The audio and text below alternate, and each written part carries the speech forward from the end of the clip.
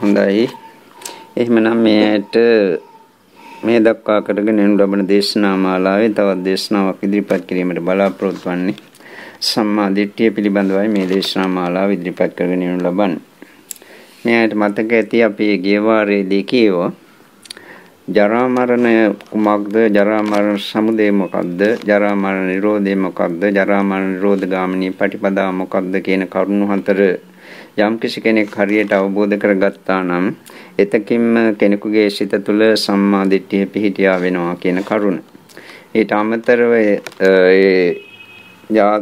ජරා මරණ සමුදය, ජරා මරණ නිරෝධය සහ ජරා මරණ නිරෝධ ගාමිනී පටිපදාව කියන කරුණු හතර අවබෝධ කිරීම තුළින් රහත් භාවයේ දක්වාම ලබලා දුක කෙලවර කරන්නට පුළුවන් කියන කරුණ. මේක ගේ වාරයේදී අපි මේ ඇයට කියව. මේදී ජරා මරණ කියනකොට මේ ඇයට තේරෙන්නට ඕනේ මෙතනින් කතා කරන්නේ තනිකරම දුක්ඛ සත්‍ය කියලා. දුක්ඛ සත්‍ය විස්තර කරනකොට ජාතිපි දුක්ඛ, ජරාපි දුක්ඛ, ව්‍යාධිපි දුක්ඛ, මරණම්පි දුක්ඛං. ජරාවත් දුකක්, මරණයත් දුකක් කියලා පෙන්වුම් කළා. එතකොට ජරා මරණය කියන එකෙන් අදහස් කරන්නේ තනිකරම දුක්ඛ සත්‍යය. ජරා මරණ සමුදය කියන්නේ එහෙමනම් දුක්ඛ සමුදය සත්‍යය. ජරා මරණ නිරෝධය කියන්නේ නිරෝධ සත්‍යය. ජරා මරණ නිරෝධ ගාමිනී පටිපදාව කියන්නේ මාර්ග සත්‍යය. එතකොට ඒක හරියට අවබෝධ කරගත්තා නම් කෙනෙක්, ඒ කියන්නේ ඒ චතුරාර්ය සත්‍ය ධර්මයන් පැහැදිලිව ප්‍රත්‍යක්ෂ ලෙස යම් කිසි කෙනෙක් හරියට අවබෝධ කරගත්තා නම් ඒ තුළින් සෑම මාර්ගඵලයක්ම ලබන්නට පුළුවන්කම තිබෙන නිසා තමයි ඒ කරුණ හරියට අවබෝධ කර ගැනීමෙන් රහත් භාවය වුවත් ලබනවා කියන කතාව ඒ සූත්‍රයේ දැක්වෙන්නේ.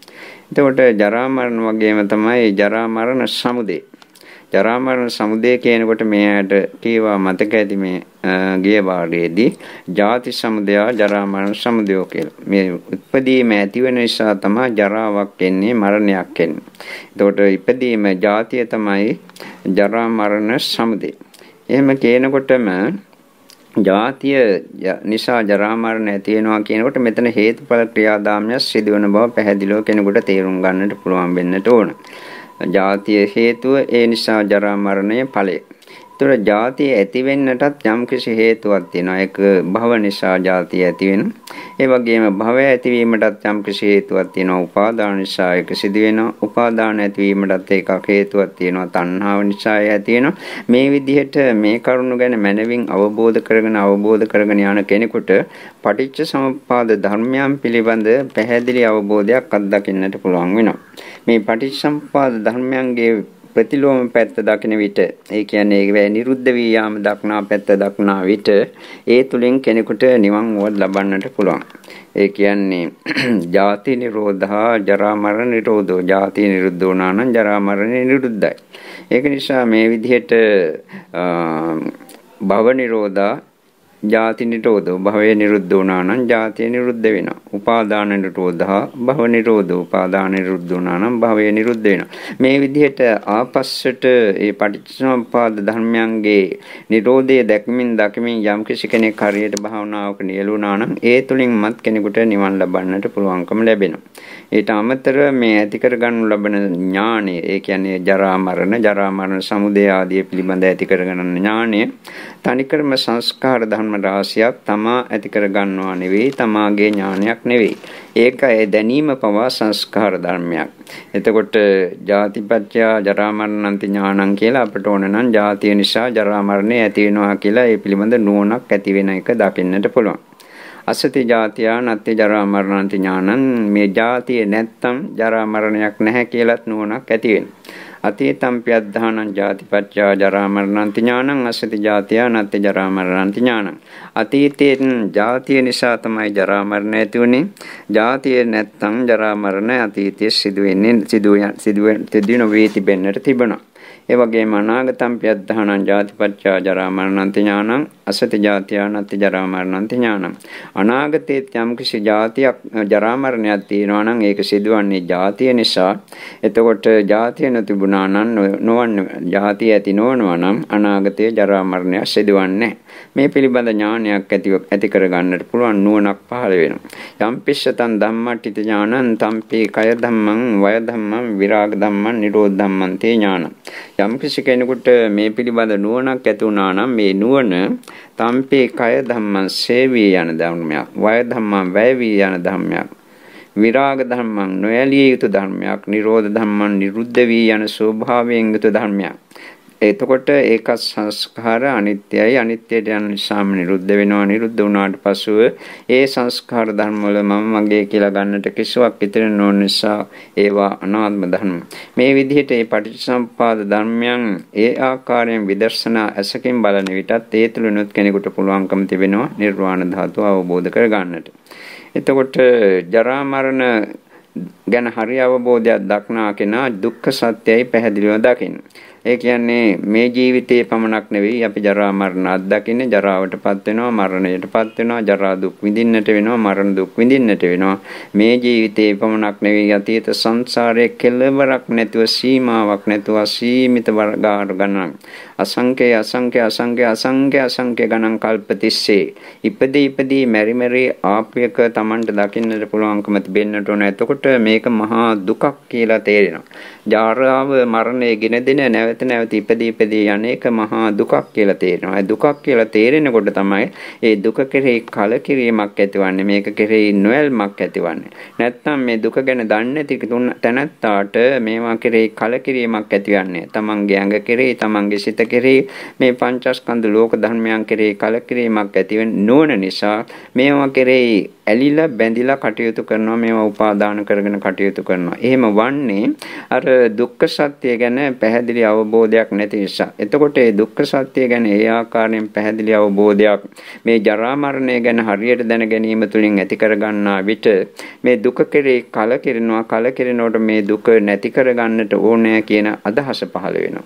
ඒ දුක නැති කර ගැනීමේ අදහස පහළ වෙනකොට දුක ඇතිවීමේ හේතුවක් තියෙනවා. ඒ හේතුව නැති කිරීමෙන් තමයි දුක නැති කරන්නට පුළුවන් වන්නේ කියන කරුණ නුවණ ඇති කෙනෙකුට අවබෝධ වී පෙනේ යනවා.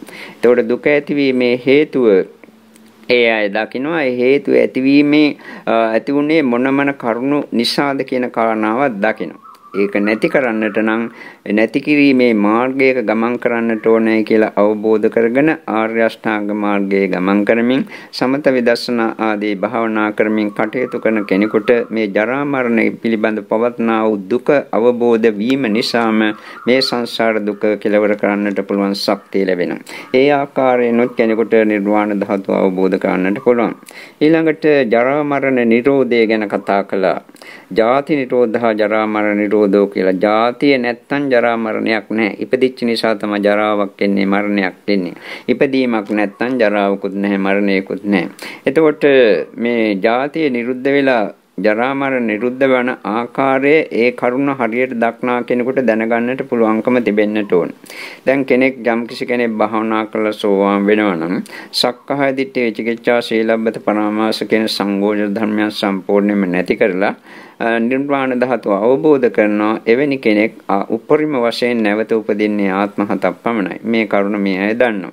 එතකොට මේ ආත්ම හතින් එහා යම්තාක් ජරා මරණ ඇති වෙන්නට තියෙනවා නම් ඒව ඔක්කොම නිරුද්ධ වී යනවා. ඊට අමතරව ඒ සෝවාන් වෙච්ච කෙනා අපායගාමී අකුසල කර්මයක් කවදාවත් ඊට පසුව කරන්නේ අපාය වලින් ඒ අය සම්පූර්ණයෙන්ම නිදහස් වෙනවා. ඒ භවයෙන්ුත් නිදහස් වෙනවා. එතකොට ඒ ජාතියනොත් නිදහස් වෙනවා. එතකොට එවැනි කෙනාට Tamanට තේරෙනවා මේ සක්කාය දිට්ඨිය කියන්නේ මොකද්ද? ආත්මයක් ඇත කියලා ගන්න පංචස්කන්ධ ලෝක ධර්මයන් තුළ ආත්මයක් ඇත කියලා ගන්න එකටයි සක්කාය දිට්ඨිය කියන්නේ. මේක ගැන පැහැදිලි අවබෝධයක් ඇති කරගන්නවා. මේ සක්කාය දිට්ඨිය ඇති වෙන්නේ මොන හේතු නිසාද? ඇයි මම මේ විදිහට මේවා කරේ මම කියලා මගේ කියලා ආත්මයක් කියලා ග්‍රහණය කරන්නේ? ඒ කරුණ දකිනවා. එතකොට Tamanට තේරෙනවා Tamanගේ මෝඩකම නිසා තමයි මේ රූපය මම කියලා ගන්නෙ, වේදනාව මම කියලා හිතන්නේ, සංඥාව සංඛාර විඥාන කියන ස්කන්ධ ධර්මයන් මම මගේ කියලා ගන්නෙ. මෙතන තනිකර මෝඩකමක් තියෙනවා. මේ මෝඩකම දකින්නේ ප්‍රඥාවකින්. ඒ ප්‍රඥාවෙන් දකින විට මේ පංචස්කන්ධ ධර්ම අනිත්‍ය වශයෙන් ඔහු දකිනවා. ඒ වගේම දුක් වශයෙන් දකිනවා, අනාත්ම වශයෙන් උත් දකිනවා. නිරන්තරයෙන්ම නිරුද්ධ වෙවි යන නිසා මේවා නිරුද්ධ වී යන ධර්ම වශයෙන් උත් දකිනවා. එතකොට යම් කිසි දෙයක් නිරුද්ධ වී ගියාට පසුව ඒ මම හෝ මගේ ආත්මය කියලා ගන්නට දෙයක් ඉතිරි නොවන නිසා මේ ඔක්කොම අනාත්ම ධර්මය කියලා දකිනවා. ඒ ආකාරයෙන් දැකීම තුළින් ඔහුට මාර්ගඵල ලබන්නට පුළුවන් ශක්තිය ලැබෙනවා. එතකොට ඒ ජරා මරණ නිරෝධය සිදුවන එක් ආකාරයක්. ඊට පස්සේ සකදාගාමි වෙනකොට සකෘදාගාමි තත්ත්වයට පත්වන විට කාමරාග පටිගය කියන එකේ තියෙන ඕලාරික කාමරාග පටික ස්වરૂපේ නැති කරනවා. ඒ කියන්නේ රළු වශයෙන් ඇති වෙන කාමරාගයේ පටිගය නැති වෙනවා. සියුම් වශයෙන් ඇති වෙන කාමරාගයක් පටිගයක් පමණයි එවැනි කෙනෙකුගේ සිත තුළ තියෙන්නේ. එතකොට ඒක ඇතිවන ආකාරය මේ ජාති ජරා මරණ ආදී කරුණු අවබෝධ වෙච්ච කෙනාට පැහැදිලිව දක්නට පුළුවන් වෙනවා.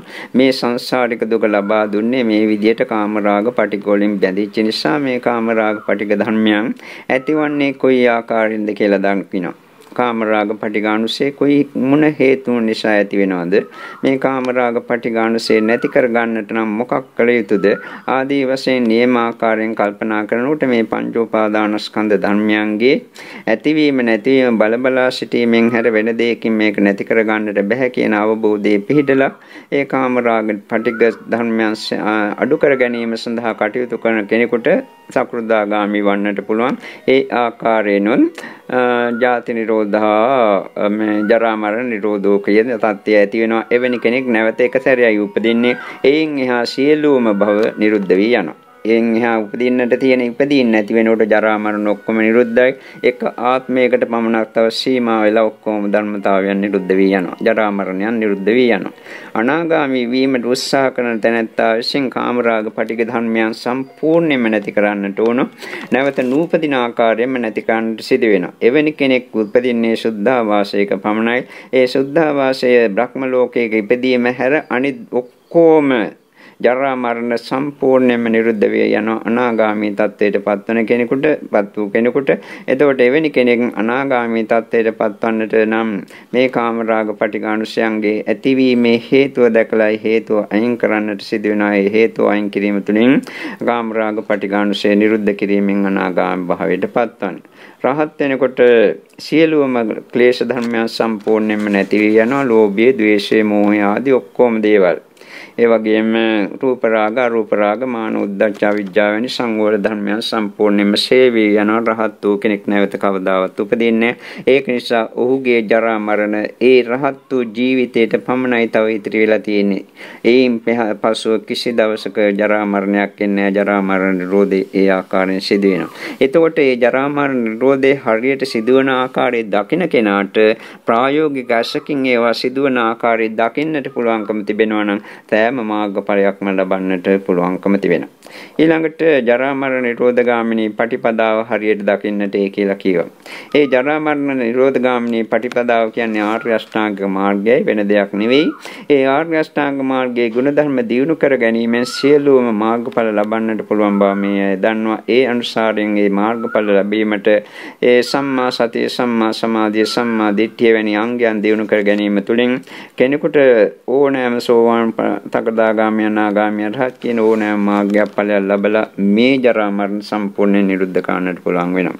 මෙන්න මේ විදිහට ඒ ජරා මරණ ගැන හරි අවබෝධයක් ඇති වූ කෙනෙකුට නිර්වාණ ධාතුව අවබෝධ කරන්නට පුළුවන්. තමාගේ ප්‍රඥාවේ මට්ටමට අනුව සෝවාන් වන්නට පුළුවන්, නැත්නම් සකදාගාමී වෙන්නට, නැත්නම් අනාගාමී වෙන්නට, නැත්නම් රහත් වන්නට පුළුවන්. හැම දිනාට මේක ඒ ජරා මරණ පිළිබඳ හරියට අවබෝධයක් ඇතිවීම තුළින් ඕවා ලබන්නට පුළුවන් කියන කතාව නෙවෙයි මේන් අදහස් කරන්නේ. ඒ විදිහට නිසි පරිදි කටයුතු කරපු කෙනාට ඒ ආකාරයෙන් උපරිම ප්‍රතිඵලය උනත් ලබා ගන්නට පුළුවන්. එදා මේට අපි කියවා මේ ජරා මරණ ගැන හරි අවබෝධයක් ඇති කරගත්තාට පස්සේ නිවන් ලබන්නට පුළුවන් වන්නේ කෙසේද කියන කරුණ සිහිපත් කරලා අවබෝධ කරගෙන එන්නට කියලා මේ කරුණු පාදක කරලා මේ අයගේ අවබෝධය කොයිතරම් දුරට හරියද නැත්නම් හොඳද ආදී කරුණු තමාම තීරණය කරගන්න. මේ කරුණු කීවාට පස්සේ භික්ෂු පිරිස අහනවා සියාකෝපනාවසෝ අඤ්ඤෝපි පරයායෝ යතාර ආර්ය ශාවකෝ ධම්මා දිට්ඨියතෝ ජගතාස්ස දිට්ඨි ධම්මේ අවච්ඡප්පසාද සමන්නාගතෝ ආගතෝ යම සද්ධම්මන්තේ කියලා. මේ සෝවාන් ආදී මාර්ගඵල ලැබලා ධර්මයේ ගැන නොසැලෙන ශ්‍රද්ධාවක් ඇති තැනැත්තෙක් බවට පත් වෙලා සම්මා දිට්ඨිය ඉජ්ජු කරගත හැකි තවත් වෙනත් මාර්ගයක් තියෙනවාද ස්වාමින් වහන්සේ කියන එකයි ඒ අසන ලද ප්‍රශ්නයේ සිංහල අදහස. ඒකට පිළිතුරු දෙන අවශ්‍යසෝ තිබෙනවා ඇවැත්නි තියෙනවා.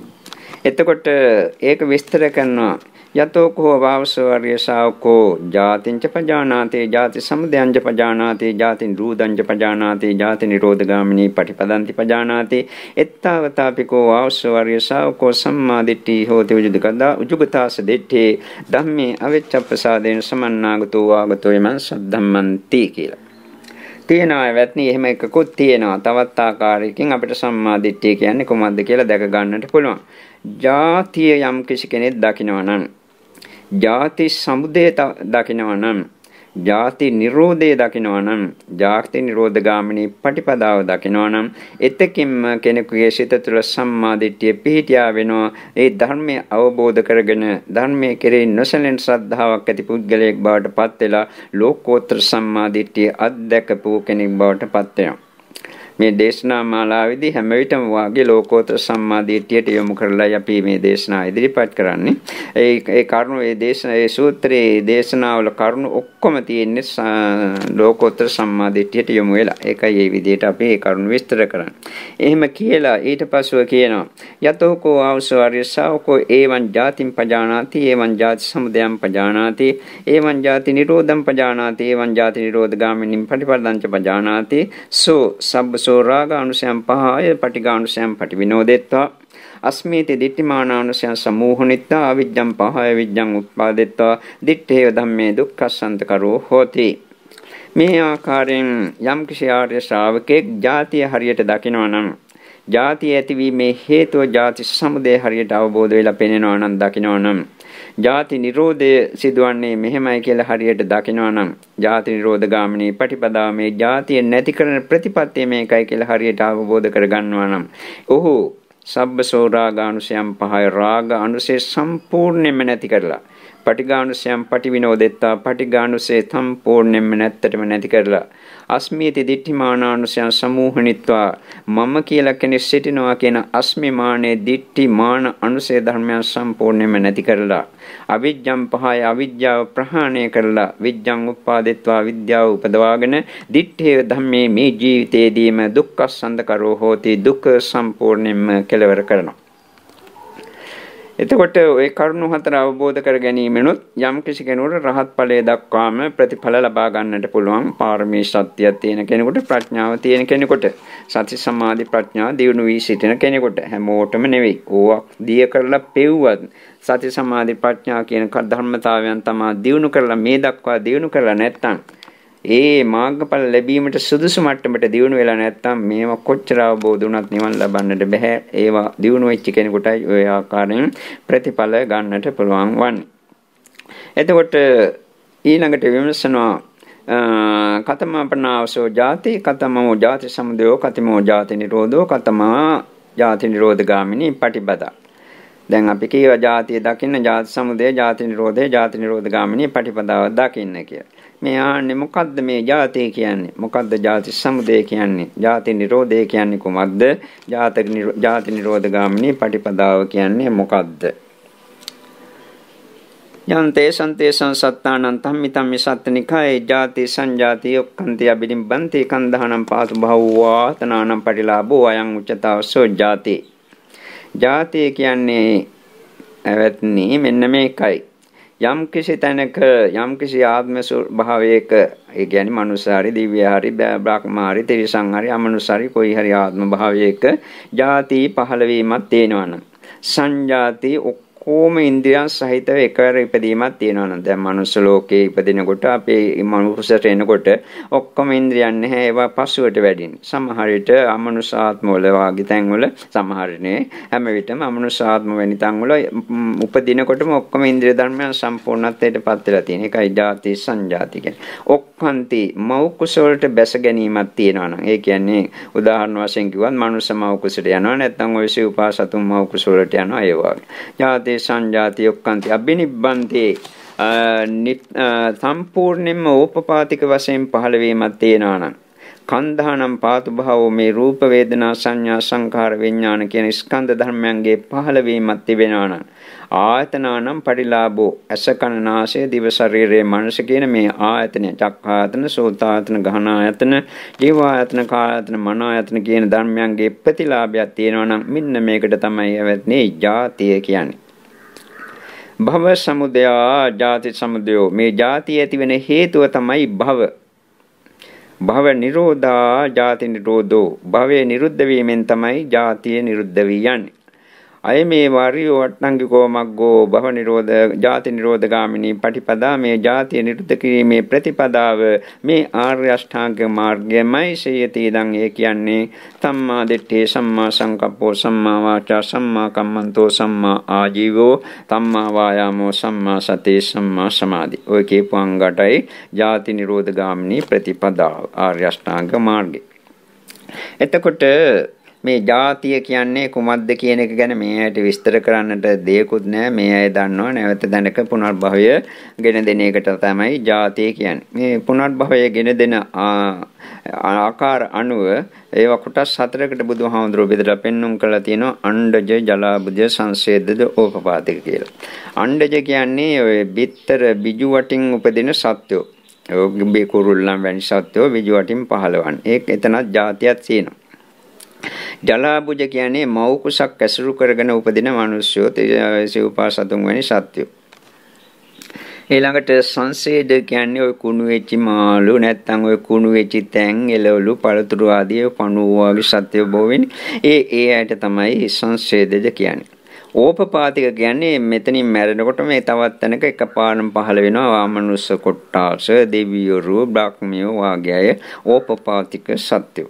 මේ කොටස් හතරම ආවරණය වන පරිදි තමයි අර ජාතිය කියන එකේ අර්ථ නිරූපණය බුදුරජාණන් වහන්සේ දක්වලා තිබෙන්නේ. මේ බුදුරජාණන් වහන්සේ දැක්වූ පාට ඒ ආකාරයෙන්ම සරියුත් හාමුදුරුවෝ ප්‍රකාශ කරන්න වෙන දෙයක් නෙවෙයි.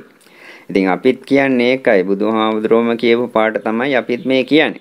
එදා සරියුත් ස්වාමීන් වහන්සේ පාට කියලා උන්වහන්සේගේ අවබෝධයේ මත තමාගේ ප්‍රායෝගික අත්දැකීම් පාදක කරන ওই ධර්ම කරුණු විස්තර කරන්නට ඇති ඒවා කවදාවත් කිසි තැනක පොත්පත්වල ලියවිලා නැහැ.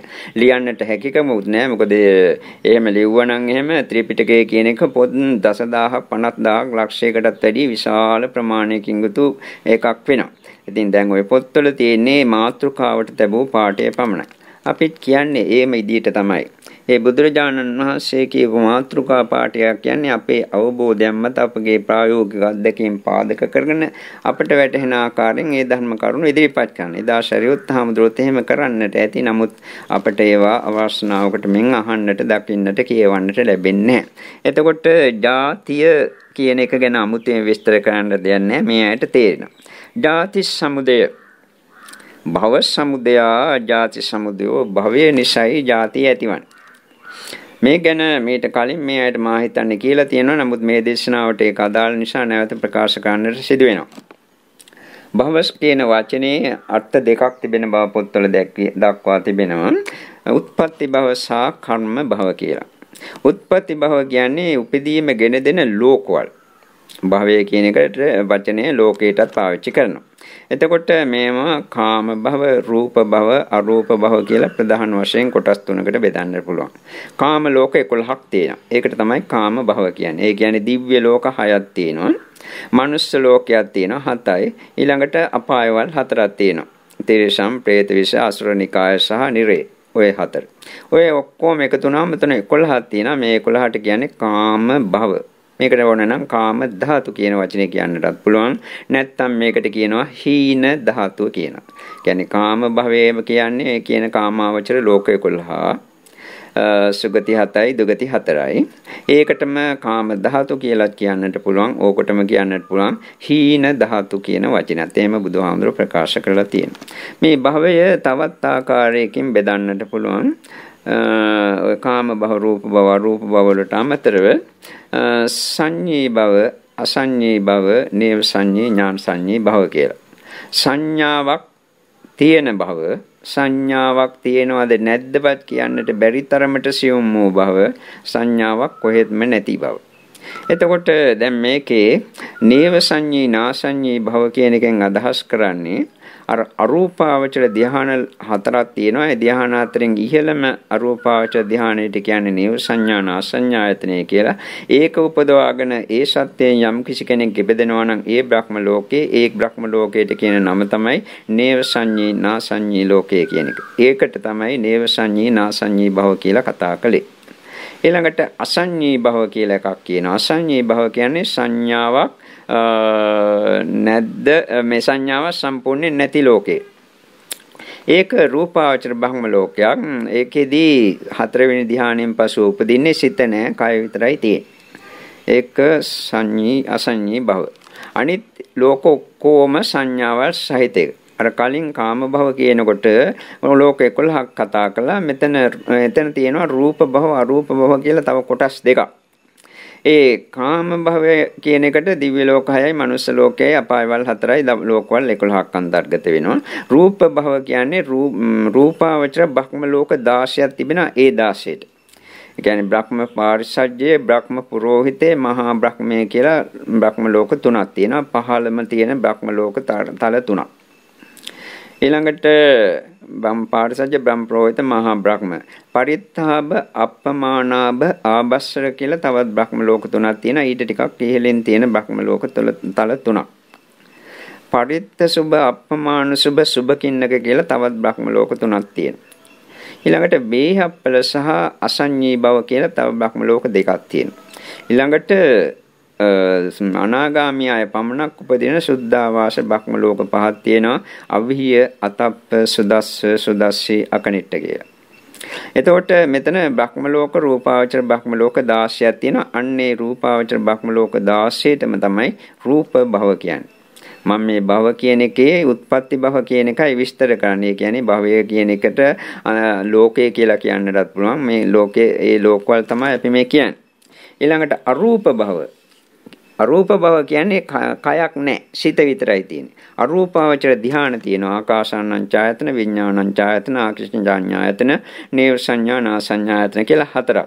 අපි මේවට 1 2 3 4 කියමු. අරූපාවචර පළවෙනි එක, දෙවෙනි එක, තුන්වෙනි එක, හතරවෙනි එක. මේ ධ්‍යාන 4ක්. මේ ධ්‍යාන 4ෙන් උපදින ලෝක 4ක් තියෙනවා. පළවෙනි අරූපාවචර ලෝකය ආකාසානං ඡායතනෙ, දෙවෙනි අරූපාවචර ලෝකය විඥානං ඡායතනෙ, තුන්වෙනි එක ආකින්චඤ්ඤායතනෙ, හතරවෙනි එක නේව සංඥා නාසඤ්ඤායතනෙ. ඒවා උපදින්නට බෑ අරූපාවචර ධ්‍යාන නැති කිසිම කෙනෙකුට. එතකොට ඒ විදිහට කාම භව, රූප භව, අරූප භව කියන ඔක්කොටම ඇතුළත් වෙනවා ලෝකවල 31ක්. කාම භවයේට මනුස්ස ලෝක 6යි, දිව්‍ය ලෝක 6යි, මනුෂ්‍යයි, තිරිසන් ලෝක ආදී මේ දුගති 4යි ආපුවාම 11යි. ඊළඟට රූපාවචර බ්‍රහ්ම ලෝක 16යි 27යි, 11යි 16යි 27යි.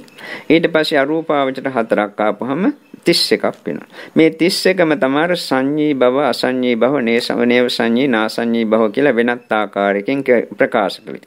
නේව සංඤී නාසඤ්ඤී භව කියන්නේ අර අරූපාවචර ලෝකේ ඉහළම බ්‍රහ්ම ලෝකය. ඊළඟට අසඤ්ඤී භව කියන්නේ අර අසඤ්ඤ තලය කියන එක. හතරවෙනි ධ්‍යානයෙන් උපදින රූපාවචර බ්‍රහ්ම ලෝකයක්. ඊළඟ ඊතුරු 29ම සංඤී භව සංඥාවක් තියෙනවා, හිතත් පවතිනවා. ඊළඟට තව කියනවා මේවා පසුවට මේ ඇයිට වැදගත් වෙනවා මේ අර්ථ නිරූපණයන් තේරුම් ගැනීම. ඒකවෝකාර භව, චතුවෝකාර භව, පංචවෝකාර භව කියලා මේ ලෝකේ තවස් ආකාර 3කින් බෙදන්නට පුළුවන්. ඒකවෝකාර භව කියන්නේ එක ස්කන්ධ ධර්මයක් පවත්නා වූ ලෝකේ. වෙන ස්කන්ධ නැහැ. දැන් අපි පංචස්කන්ධ කියලා කියනවනේ ස්කන්ධ පහක්. රූප, වේදනා, සංඥා, සංඛාර, විඥාන. මෙතන කොටස් පහක් තියෙනවා. මේ පහෙන් එක ස්කන්ධයක් පමණක් පවත්නා වූ ලෝක වලට කියනවා ඒකවෝකාර භව. එක ස්කන්ධයක් පමණක් පවත්නා වූ ලෝකය කියන එකයි ඒ අර්ථය. ඒක තමයි අර අසඤ්ඤී භව කියන එක. ඒ කියන්නේ ඒකනේ රූපස්කන්ධේ විතරයි තියෙන්නේ, සිත නැහැ. වේදනාවක් නැහැ, සංඥාවක් නැහැ, සංඛාරات නැහැ, විඥානයක් නැහැ. කය මිස සිත නැති කියලා එහෙම කියන්නේ වෙලෝ වැඩ සංග්‍රහය. ඒ ලෝකේ තමයි. ඊළඟට චතුවෝකාර භව ලෝක ස්කන්ධ 4ක් තියෙන එක. ඒ ස්කන්ධ හතරක් තියෙන අරූපාවචර ලෝකවල. අරූපාවචර ලෝකේ රූපේ නැහැ. සිත විතරයි තියෙන්නේ. සිත තියෙනකොට වේදනාවක් තියෙනවා, සංඥාවක් තියෙනවා, සංඛාරයක් තියෙනවා, විඥානක් තියෙනවා. එතන ස්කන්ධ හතරක් තියෙනවා. ඒක නිසා අරූපාවචර ලෝකවලට කියනවා චතුෝකාර භව කියලා. අනිත් ඒවා ඔක්කොම හැමතැනම අර රූපාවචර බ්‍රහ්ම ලෝක 16යි කාමාවචර ලෝක 11යි ඔක්කොගේම පංචවෝකාර භව. කාම රූපාවචර බ්‍රහ්ම ලෝකෙන් 16න් එකක් හරි 15ක්. ඊළඟට කාම ලෝක 11ක්. මේ විශේෂයෙන්ම පංචවෝකාර භව පංචස්කන්ධ ධර්මයන්ම තියෙන භවයන් වශයෙන් උයි දක්වන්නේ. මේක තමයි මේ භව කියන එකේ උත්පත්ති භව කියන එකට විස්තර වශයෙන් පොත්වල දක්වා ඇති අදහස. එතකොට කාම මේ කර්ම භව කියලා එකක් තියෙනවා. මම මේ භව නැවත ඉපදීමේ ඇතිවෙන ආකාරය කියන්නයි මේ පසුබිම සකසන්නේ. එතකොට කම්ම භව කියන්නේ කුසල් අකුසල් දෙකට. කුසල අකුසල කර්ම වලට. මේ කුසල අකුසල කර්ම වලට ධ්‍යානත් ඇතුළත් වෙනවා. කුසල අකුසල. මේවට තමයි කර්ම භව කියන්නේ. බුදුරජාණන් වහන්සේගෙන් දවසක් ආනන්ද හැමදෙරෝ විමසනවා මෙහෙම ප්‍රශ්නයක්. බහෝ බහෝති බන්තේ උච්චතේ කිත්තාවතානකෝ බන්තේ බහෝ උච්චතේ. භවයේ කියලා ප්‍රකාශ කරනවා කෙතකින්නම් බුදුරජාණන් වහන්සේ මේ භවය කියන එක පණවන්නට පුළුවන්ද? මෙන්න මේකට පිළිතුරක් වශයෙන් බුදුහාමුදුරුවෝ මෙහෙම ප්‍රකාශ කරනවා. කාම ධාතු වේපක්ඛංචකෝ ආනන්ද කම්මන්නා භවිස්ස අපිනකෝ කාම බහෝ පඤ්ඤායේත. මේ කාම ලෝකේ අර කියන්නේ දිව්‍ය ලෝක 6යි මනුෂ්‍ය ලෝකයයි සතර අපායයි. මේ කාම ලෝකේ විපාක දීමට තරම් සත්‍යයක් තියෙන කර්මයක් නැතිබුණා නම් කාම භවයක් කෙනෙකුට පණවන්නට පුළුවන්ද? දැන් මේ අය කාමාවචර ලෝකයේ සිටින්නේ අපි ඔක්කොම. ඒ කියන්නේ මනුෂ්‍ය ලෝකේ කාමාවචර ලෝකයට අයත් වන්නේ. ඉතින් මේ කාමාවචර ලෝකයේ ඉපදීමට හේතු කුසල කර්මයක් ගියාත්මේ සිහිපත් වුණා. ඒක නිසා තමයි අපි මේ මනුෂ්‍යයන් වශයෙන් ඉපදුනේ. ගියාත්මේ මැරෙන වෙලාවට අපට අකුසල කර්මයක් සිහිපත් වුණා නම් කාමාවචර ලෝකයේ දුගතියක උපදින්නේ. එතකොට කාම ලෝකයක් පණවන්නට නම් කාම භවයක් පණවන්නට නම් කාම ලෝකයේ විපාක දෙන කර්ම ශක්තියක් තියෙන්නට ඕනේ. ඒ කර්ම ශක්තිය නැත්තම් කෙනෙකු කාම ලෝකයේ උපදින්නේ නැහැ. කාම ලෝකයේ උපදින්නට අවශ්‍ය කර්මයක් තියෙන්නට ඕනේ. ඉතිකෝ ආනන්ද කම්මං කෙත්තං විඥානං බීජං තණ්හා ස්නේහෝ අවිජ්ජා නීවරණාන සත්තානං තණ්හා සංයෝජනානං හීනාය ධාතුවා විඥානං පතිට්ඨිතං ඒවං කෝ ආනන්ද ආයතින් පුනබ්භවා නිබ්බති හෝති. එහෙම බුදුහාමුදුරුවෝ ඊළඟට ප්‍රකාශ කළා. මේ විදිහට ආනන්ද කර්මයේ තමයි ශේෂ්ත්‍රේ වන්නේ කුඹුර වන්නේ. කම්මං කෙත්තං ඒ කුඹුරක අපි වපුරනවා බීජ. විඥානං බීජං කම්මං කෙත්තං විඥානං බීජං. විඥානයේ තමයි බීජේ. තණ්හා ස්නේහෝ බීජයක් වැපුරුවාට පස්සේ ඒක වැඩෙන්නට වතුර ඕන, තෙතමනේ ඕන, ඒවන් අවශ්‍යයිනේ වැස්ස ඕන. ඉතින් මේ තණ්හාව තමයි තෙතමනේ. කම්මං කෙත්තං විඥානං බීජං තණ්හා ස්නේහෝ අවිජ්ජා නීවරණාන සත්තානං අවිජ්ජාවෙන් වැසී ගිය මේ සත්වයන්ගේ ඒ වගේම තණ්හා සංයෝජනානං තණ්හාවෙන් බැඳුණු සත්වෝ හීන තත්යන්ගේ හීනාය ධාතුව විඥානං පතිට්ඨිතං විඥාන ධාතුව මේ හීන කාම ලෝකයේ පිහිටනවා. ඒ කියන්නේ මේ කාමාවචර ලෝකේ 11ක පිහිටනවා. එතකොට අවිද්‍යාව තිබෙන තාක්කල් ඒ වගේම තණ්හාව තිබෙන තාක්කල් කාමාවචර කුසල කර්ම අකුසල කර්ම තිබෙන තාක්කල් ඒවා මරණ මොහොතේ කෙනෙකුට සිහිපත් වුණොත් එහෙම නියත වශයෙන්ම කාමාවචර ලෝකයේ කෙනෙක් උපදිනවා. දිව්‍ය ලෝකේ හරි මනුෂ්‍ය ලෝකේ හරි සතර අපායේ කවරක හරි. ඊළඟට බුදුරජාණන් වහන්සේ පෙන්눔 කරනවා රූප ධාතු වේපක්ඛංචකෝ ආනන්ද කම්මන්නා භවිෂ්‍යපිනකෝ රූප බහෝ පඤ්ඤායේත. මේ රූප භවයේ ඉපදීමට හේතු වන කර්ම වලට කියන්නේ ධානසිත, රූපාවචර ධානසිත. මේ රූපාවචර ධානසිත කෙනෙක් උපදවාගෙන නැත්නම් ආනන්ද කෙනෙකුට පුළුවන් ද රූප ලෝකේ ගිහිල්ලා උපදින්නට? නෝ හේතම් බන්ත එහෙම කරන්නට බෑ, ඒක සිදුවන්නේ නැහැ. ඉතිකෝ ආනන්ද කම්මං කෙත්තං විඥානං බේජං තණ්හා ස්නේහ අවිජ්ජා නීවරණ සත්තානං තණ්හා සංයෝජනානං මජ්ක්‍ධිමා ජහතවා විඥානං පතිතං ඒවං කෝ ආනන්ද ආයතින් පුනබ්භවා නිබ්බති හෝති. මේ විදිහට ඒ අයගේ සිත් තුලත් අර ධ්‍යාන උපදවාගත් අයගේ සිත් තුලත් අවිජ්ජාව තියෙන නොදත්කම මොඩකම තණ්හාව තියෙනවා භවයේ රැඳී සිටීමේ අපේක්ෂාව ආශාව ආදී තණ්හාවල් තියෙනවා. ඊළඟට සංයෝජන වලින් බැඳලා සිටින්නේ. ඒක නිසා මජ්ක්‍ධිම ධාතුවයි කියන මේ රූපාවචර ලෝකයේ ගිහිල්ලා පිළිසිඳ පහළ වෙනවා. කාම ලෝකයට කියන්නේ හීන ධාතුව කියලා. රූපාවචර ලෝකයට කියන්නේ මජ්ක්‍ධිම කියන්නේ මධ්‍යම ප්‍රමාණය කියන එක. මජ්ක්‍ධිම ධාතුව කියලා කියන්නේ. ඒවං කෝ ආනන්ද ආයතින් පුනබ්භවා නිබ්බති හෝති. මේ බ්‍රහ්ම ලෝක රූපාවචර බ්‍රහ්ම ලෝකේ පුනර්භවය ගෙන දෙන්නේ ඔන්න ඔය ආකාරයටයි ආනන්ද. ඊළඟට අහනවා බුදුරජාණන් වහන්සේ අරූප ධාතු වේපක්ඛංචා කෝ ආනන්ද කම්මන්න භවිෂ අපිනකෝ අරූප බහෝ පඤ්ඤායේත. අරූපාවචර ධ්‍යානසිත කෙනෙක් උපදවාගෙන නැත්නම් ආනන්ද කෙනෙකුට පුළුවන් ද අරූපාවචර ධ්‍යාන ලෝකයක උපදින්න. පුළුවන්කමක් නැහැ. ඒක නිසා මේ අරූපාවචර ධ්‍යාන උපදවාගත්තු තැනත්තා තුලත් අර අවිජ්ජාව තියෙන නිසා සංතණ්හා සංයෝජන ධර්මයන්ගෙන් බැඳී ඇති නිසා ඒ විඥානයේ ප්‍රතිසන්දි විඥානයේ ගිහිල්ලා අරූපාවචර ලෝකයක උපදිනවා. මෙන්න මේ විදිහට තමයි අරූපාවචර ලෝකය කියන්නේ පණීත ධාතු ප්‍රණීත ලෝකයේ ගිහිල්ලා උපදින්නේ. එතකොට මේ ලෝකය හීන ධාතු කියලා කියන්නේ පහත් මට්ටමක තියෙන ධාතුවක් වශයෙන් සැලකන්නේ මේ දිව්‍ය ලෝක 6යි මනුස්ස ලෝකයයි අපායවල 4යි. සතර අපාය. එතකොට මජ්ක්‍ධිම ධාතු වශයෙන් සැලකන්නේ රූපාවචර බ්‍රහ්ම ලෝක 16. ප්‍රණීත ලෝක ධාතුව වශයෙන් සැලකන්නේ අර අරූපාවචර ලෝක ධාතු 4. මෙන්න මේ විදිහට කර්මයේ සිහිපත් වීම නිසා තමයි කෙනෙක් මරුණට පස්සේ නැවත උපදින්නේ. මරණ වෙලාවට කර්මය සිහිපත් වන්නට ඕන. ඒ සිහිපත් වෙච්ච කර්මයට අනුව තමයි නැවත කෙනෙක් ගිහිලා උපදින්නේ. හොඳ කර්මයක් සිහිපත් වුණොත් සුගතියක උපදී. නරක තැනක කර්මයක් සිහිපත් වුණොත් අකුසල කර්මයක් දුගතියක උපදී. මේ කර්ම මරණ මොහොතේ ඉදිරිපත් වන ස්වરૂපයක් තියෙනවා. කර්ම නියාමයක් තියෙනවා. ලෝකේ නියාම ධර්ම පහක් තියෙනවා. ඍතු නියාම, බීජ නියාම, කම්ම නියාම, ධම්ම නියාම, චිත්ත නියාම කියලා. ඒවා ඒ ආකාරයෙන්මයි සිදුවන්නේ, වෙන ආකාරයකින් සිදුවන්නේ නැහැ. ඒකයි නියාම ධර්ම කියන්නේ. ඒකක් තමයි මේ කම්ම නියාමය. මරණ මොහොතේ කර්මේන නියාමය ස්වභාවයක් තියෙනවා. ඒක ඒ විදිහටම සිදු වෙනවායි කියලායි ඔය පොත්වල දක්වා තිබෙන්නේ. එතකොට එතන කියනවා ගරුක ආසන්න ආචින්න කටත්තා කියලා කර්ම වර්ග 4කට බෙදලා. ගරුක කර්ම කියන්නේ ප්‍රධාන බරපතල කර්ම වලට. අකුසල පැත්තෙන් කතා කරනවා නම් අම්මා මැරුවොත් තාත්තා මැරුවොත් දෙමාපියන් මැරීම ගරුක කර්මයක්. අනිවාර්යයෙන්ම ඊළඟ භවයේ දුක අපාය තමයි උපදින්නේ. කිසිම කෙනෙකුට ඒක වළක්වන්නට බෑ. ගරුක කර්මයක් නිසා. රහතන් වහන්සේ කෙනෙක් මැරුවොත් අනිවාර්යයෙන්ම ගරුක කර්මයක් නොවර ඒකාන්තයෙන්ම දෙවෙනි භවයේදී ඊළඟ භවයේදී අපාය තමයි උපදින්නේ. ඊළඟට බුදුරජාණන් වහන්සේ ජීවමාන සැඩ සිටින කාලේ උන්වහන්සේගේ ලේසලෙව්වොත් එහෙම බුදුරජාණන් වහන්සේගේ ජීවිතයට කිසිම කෙනෙකුට මේ ලෝකේ මරණයටපත් කළ නැති කරන්නට පුළුවන් කමක් නැහැ. බුද්ධානං ජීවිතං සක්ඛාගේනච පටිභාතුන් කියලා දක්වලා තිබෙනවා. බුදුවරුන්ගේ ජීවිතවල නැති කරන්න කිසි කෙනෙක් සමත් නැහැ. නමුත් නැගේ ලේසලවන්නට පුළුවන් ওই දෙව්දත් කළා වගේ. අනිවාර්යයෙන්ම එවැනි කෙනෙක් ඊළඟ භවයේදී දුගතිය තමයි උපදින්නේ. ඒ කියන්නේ අපාය තමයි උපදින්නේ.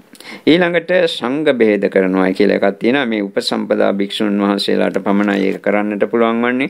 වෙනම ගිහිල්ලා වෙනමම පොහොය කර්ම ආදී විනය කර්ම කරලා ධර්මයේ අධර්මයේ වශයෙන් විනය අවිනය වශයෙන් ආදී ආකාරයෙන් මේ ධර්ම විකෘති කරලා කතා කරමින් කටයුතු කිරීම තුළින් සංඝයා බිදී යනවා. කොටස් වලට බෙද වෙන් වී යනවා. එහෙම වෙන් වෙන සංඝ බෙහෙද කර්මයක් කළොත් එහෙම එයත් අනිවාර්යයෙන්ම මරණයෙන් පස්සේ නරකේ තමයි උපදින්නේ. මේවට තමයි ගරුක කර්ම අකුසල ඒවා. කුසල පැත්තෙන් කතා කරනවා නම් ගරුක කර්ම කියන්නේ මම අර කිව්ව රූපාවචර ලෝකයේ උපදින්නට රූපාවචර ධ්‍යාන තියෙන්න ඕනේ කියලා. යම් කිසි කෙනෙක් රූපාවචර ධ්‍යාන උපදවාගෙන සිටිනවා නම් ඒ රූපාවචර ධ්‍යාන පිරෙහෙන්නේ නැතුව මරණ මොහොතේ දක්වාම දිගටම පවත්වාගෙන යන්නට පුළුවන්කම තිබුණොත් මරණ මොහොතේ ගරුක කර්මයක් වශයෙන් ඉදිරියට එන්නේ රූපාවචර ධ්‍යානසිත තමයි. ඒකෙන් ඒ රූපාවචර ධ්‍යානසිත වලට සුදුසු බ්‍රහ්ම ලෝකයක උපදිනවා. ඒ කියන්නේ පළවෙනි ධානසිත රූපාවචර තියෙනවා, දෙවෙනි ධානසිත, තුන්වෙනි ධානසිත, හතරවෙනි ධානසිත කියලා ධාන හතරක් තියෙනවා. මේ පළවෙනි ධානසිත වඩන්නට පුළුවන් ඊටාම වශී කරලා ඊටාම ඉහළින් වඩන්න පුළුවන් කෙනෙකුට. තවත් කෙනෙකුට පුළුවන් ඒක එතරම් ඉහළිනේ මධ්‍යම ප්‍රමාණයෙන් වඩන්න. තවත් කෙනෙකුට පුළුවන් මේ පළවෙනි ධානසිතම එතරම්ම මධ්‍යමත් නැහැ. ඔය යන්තම් වඩනවා යන්තම් තියෙනවා. එතකොට අර යන්තම් කියන්නේ ගෑවිලා ගිහිල්ලා කියන එක නෙවෙයි. අර ඊටාම නිතර භාවිතා කරලා නැවත බහුලීකරණය කරලා වශීකృత్‍ය කරලා ඒ විදිහට නෑ. ධ්‍යානයට සමවදිනා අද විනාඩි 5ක් 10ක් වෙන්න පුළුවන්. තව දවස් 10කින් 15කින් නැත්නම් දවස් 4කින් 5කින් ආය ධ්‍යානයට සමවදිනා. ඒ වාගේ නිතර සමවැදිලා ඒව වශීකృత్‍ය කරලා ඉහළ තත්ත්වයට උසස් තත්ත්වයට උත්කෘෂ්ඨ භාවයට පත් කරගෙන නැති කෙනෙක් ඒ පළවෙනි ධ්‍යානසිත මරණ මොහොතේ දැන් ගරුක කර්මයක් වශයෙන් ඉදිරිපත් වෙනවා. ඉදිරිපත් වෙනකොට ඒක වශීකృత్‍ය කරලා නැති නිසා පහළම බ්‍රහ්ම ලෝකේ උපදින්නේ. බ්‍රහ්ම පාරිසජ්ජ ලෝකේ. දැන් ඒ පළවෙනි බ්‍රහ්ම ධ්‍යානසිත ටිකක් ඊට වඩා වැඩි දියුණු කරලා තියෙනවා. මධ්‍යම ප්‍රමාණයෙන් දියුණු කරලා තියෙනවා. එවැනි කෙනාටත් ඒ ගරුක කර්මයක් වශයෙන් ඒ මරණ මොහොතේ කුසල සිත සිහිපත් වෙනවා ධ්‍යානසිත. ඒකේ විපාකයක් වශයෙන් බ්‍රහ්ම පුරෝහිත කියන දෙවන බ්‍රහ්ම ලෝකයේ උපදින්නේ. දැන් මේ පළවෙනි ධ්‍යානසිත ඊටාම ඉහළින් වශී කරලා එක සනේකදී ධ්‍යානෙට යන්න පුළුවන්. කැමැති වෙලාවක් කැමැති තැනක ඉඳගෙන ධ්‍යානෙට යන්න පුළුවන්. ඉතින් හැම දවසම ධ්‍යාන වලට සම්මාදිනවා. මේ විදිහට කරලා වශීකృత කරලා බහුලීකරණය කරලා ඒක උත්තට දියුණු කරලා තියෙනවා. එවැනි කෙනෙකුට ඔන්න මරණ මොහොතේදී මේ ධ්‍යානය අනිවාර්යයෙන්ම ගරුක කර්මයක් වශයෙන් ඉදිරිපත් වෙනවා. පිරිහෙන්නේ නැතුව තිබුණු නිසා. එහෙම ඉදිරිපත් වුණාම එයා මහා බ්‍රහ්ම කියන බ්‍රහ්ම ලෝකේ උපදිනවා. මේ විදිහට දෙවන ධ්‍යානයත් කොටස් තුනක් තියෙනවා. දෙවන ධ්‍යානයත් වඩන ආකාර තුනක්. යන්තම් ඔය මධ්‍යම හීන ප්‍රමාණින්, අඩු ප්‍රමාණින්, මධ්‍යම ප්‍රමාණින් සහ උසස් ප්‍රමාණින්. ඊළඟට තියෙන බ්‍රහ්ම ලෝක තුනේ උපදින්නේ ඒ දෙවන ධ්‍යානයට අනුව. ඒ කියන්නේ බ්‍රහ්ම පාරිසජ්ජ බ්‍රහ්ම ප්‍රෝහිත මහා බ්‍රහ්ම පළවෙනි බ්‍රහ්ම ධ්‍යානයෙන් උපදින්නේ. ඊළඟට පරිත්තාභ අපමානාභ ආබස්සර කියලා බ්‍රහ්ම ලෝක තුනක් කියවනේ. ඒ බ්‍රහ්ම ලෝකෙන් තුනෙන් පළවෙනියෙන් කියපු පරිත්තාභයක දෙවෙනි ධ්‍යානයේ පහළ මට්ටමක සිටිපරයි. අපමානාභ ආභහ කියන්නේ ප්‍රභාස්වර භාවය. ඒක අප්‍රමාණ වශයෙන් තියෙන. හරි පරිත්ත කියන්නේ ටිකයි තියෙන්නේ. එතකොට ඒ ප්‍රභාස්වර භාවය අප්‍රමාණ වශයෙන් තියෙන ඒ බ්‍රහ්ම ලෝකයේ උපදින්නේ දෙවන ධ්‍යානසිත තරමක් දුරට මධ්‍යම ප්‍රමාණයෙන් වඩපු කෙනෙක්. මේ දෙවන ධ්‍යානසිත ඊටාම ඉහළ මට්ටමටම දියුණු කරපු කෙනෙක් ඉන්නවා නම් ආභස්සර නිරන්තරයෙන්ම ප්‍රභාස්වර භාවයකින් යුතු කයක් ඒ අයගේ තියෙන ඒ බ්‍රහ්මයන්. ඒ ලෝකේ තමයි උපදින්නේ. මේ විදිහට තමයි තුන්වෙනි ධ්‍යානයත්. මහීන ප්‍රමාණයෙන් මධ්‍යම ප්‍රමාණයෙන් සහ උසස් කුෂ්ඨාන්දමෙම දියුණු කරන්නට පුළුවන්. ඒ අනුව පරිත්ත සුභ අපමාන සුභ කින්නක කියන ලෝක තුනේ උපදින්නේ. ඊළඟට හතරවෙනි ධ්‍යානය උපදවා ගත්තාම වේහප්පල කියන ලෝකේ උපදින්නටත් පුළුවන්. හතරවෙනි ධ්‍යානය උපදවාගෙන සිතට නිග්‍රහ කරලා සිත තම් කෙරේ කල්ල කියලා සිත අතහැරලා කටයුතු කරපු කෙනෙකුට අර අසඤ්ඤතලයේ උපදින්නටත් පුළුවන්. ඊට පස්සේ සුද්ධාවාස පහක් තියෙනවා කිව්වා විහතප්ප සුදස්ස යකනිට්ටා කියලා. මේ බ්‍රහ්ම ලෝක පහේ උපදින්නට නම් අනිවාර්යයෙන්ම අනාගාමි වෙන්නට ඕනේ. අනිවාර්යයෙන්ම හතරවෙනි ධ්‍යානෙ තිබෙන්නට ඕනේ. අනාගාමි වෙච්ච කෙනෙකුට හතරවෙනි ධ්‍යානය කියන්නේ අපි සිංහල භාෂාවෙන් කියනවා කජු කනවා වගේ කියලා. ඒ වගේ තාම සුළු දෙයක්. ඒක ඒ තරම් අමාරු දෙයක් නෙවෙයි. මොකද හතරවෙනි ධ්‍යානෙ නැතුව කවදාවත් අනාගාමී වෙන්නටත් බෑ. ඊට අමතරව හතරවෙනි ධ්‍යානය කියන එක ඊටාත්ම පහසුවෙන් කිසිම අපහසුයක් නැතුව උපදවා ගන්නට පුළුවන්කම තිබෙනවා. එම නිසා එවැනි අයට මරණ මොහොතේ අනිවාර්යයෙන්ම හතරවෙනි ධ්‍යානය තමයි එන්නේ සිහියට. ඒකේ ඒ ධ්‍යාන එකම මට්ටමක ධ්‍යානයේ තිබුණත් ඒ අනාගාමී පුද්ගලයෝ 5 දෙනෙක් ඉන්නවා. ඒ 5 දෙනා උපදින්නේ බ්‍රහ්ම ලෝක පහේ. අනිත් එක අනාගාමී පුද්ගලයන්ගේ තියෙනවා මේ අර ශ්‍රද්ධාව වැඩි අය, වීරිය වැඩි අය, ප්‍රීතිය වැඩි අය, පස්සද්ධි වැඩි අය. ඒ වගේ තියෙනවා ගොඩක්. ශ්‍රද්ධා, විරිය, සතිය වැඩි අය, සමාධිය වැඩි අය, ප්‍රඥා වැඩි අය. ඉන්ද්‍රිය ධර්ම පහක් තියෙනවා. ශ්‍රද්ධා, විරිය, සති, සමාධි, ප්‍රඥා කියලා. ඉතින් ඒ ඉන්ද්‍රිය ධර්ම පහ ශ්‍රද්ධා වැඩි අය පහළ මේකේ උපදින බවයි පොත්වල දක්වන්නේ. වීරිය වැඩි එක්කෙනා දෙවෙනි එකේ.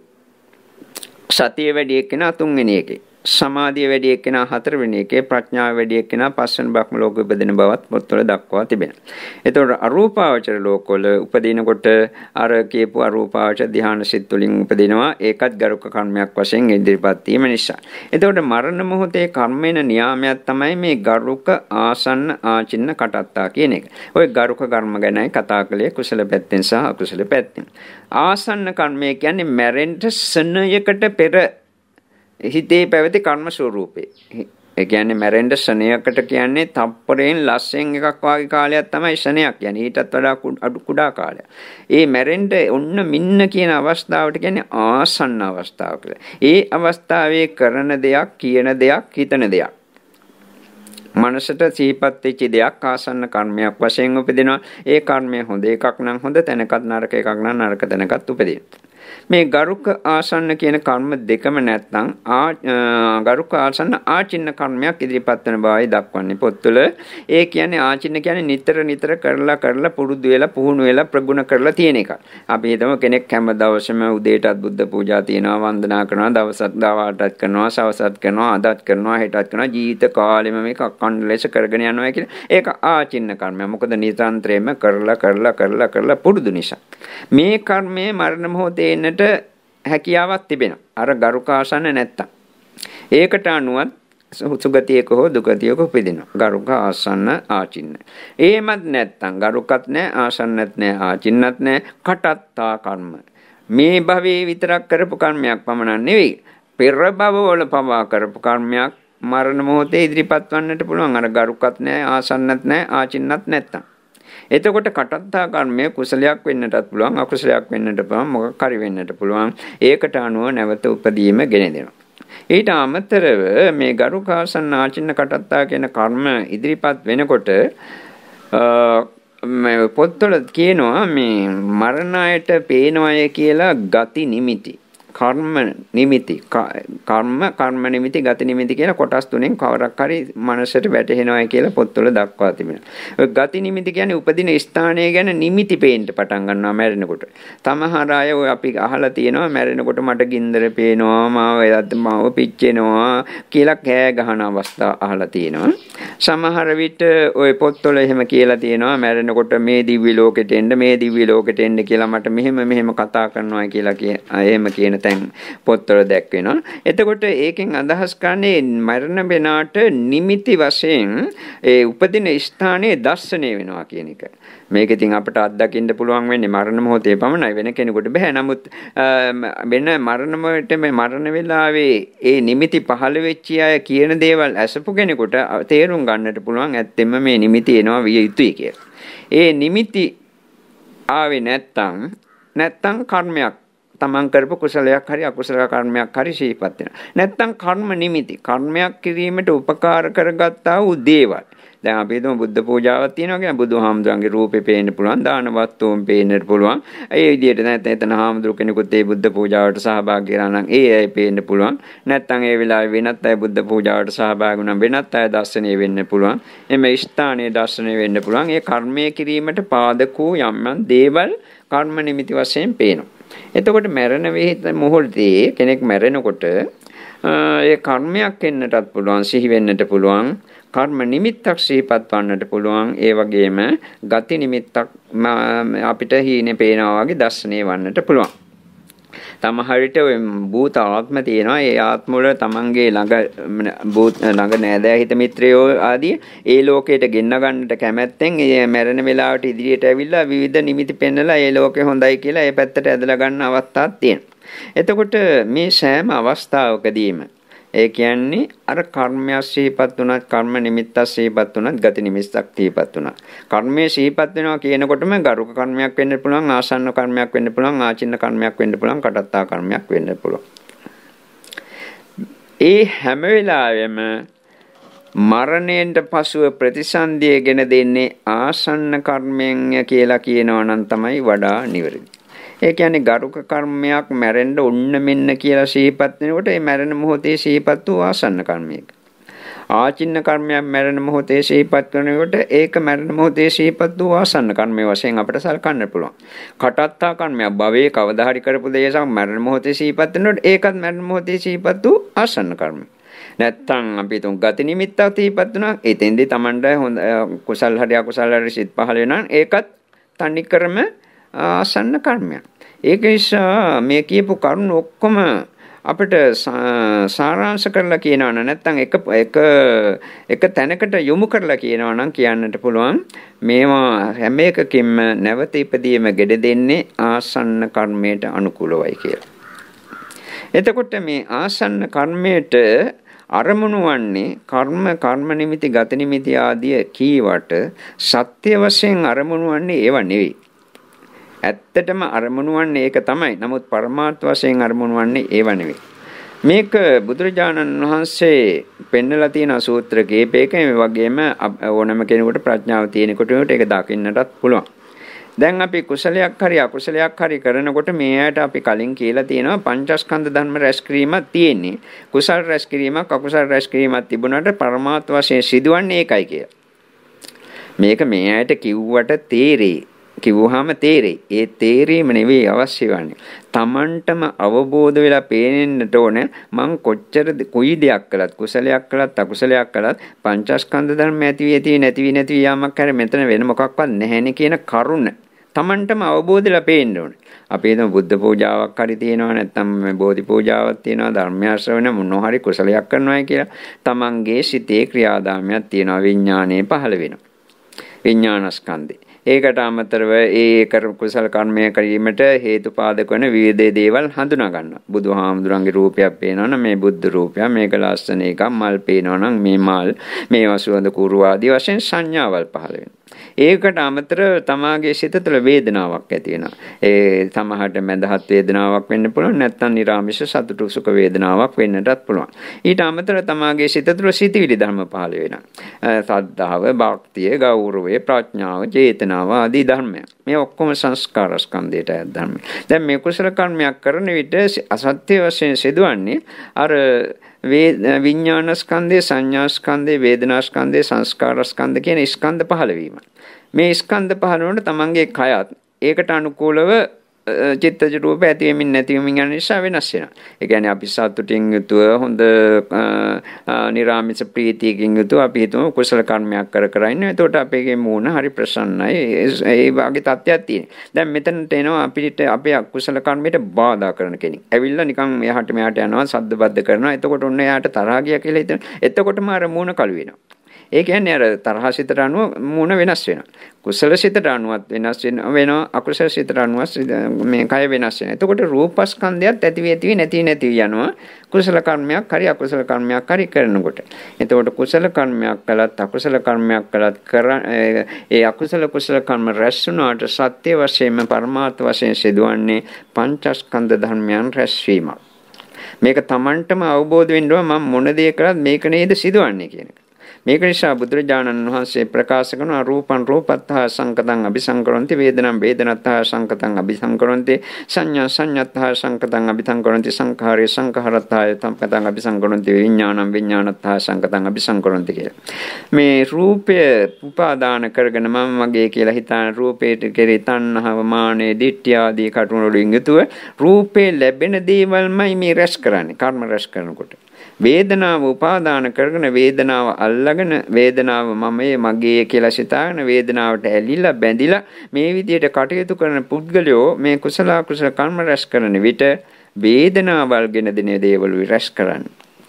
සංඥාව සංඛාර විඥාන කියන සිසස්කන්ධ ඒ ආකාරයෙන් උපාදාන කරගෙන ග්‍රහණය කරන කටයුතු කරන තැනැත්තන් කුසල අකුසල කර්ම රැස් කරන විට රැස් කරන්නේ සංඥා සංඛාර විඥාන කියන ඒ ස්කන්ධ ධර්මයන් උපදවා ගැනීමට හේතු වන දේවල්. එතකොට රැස් කලේ පංචස්කන්ධ ධර්මයන් උපදවා ගැනීමට හේතු දේවල්.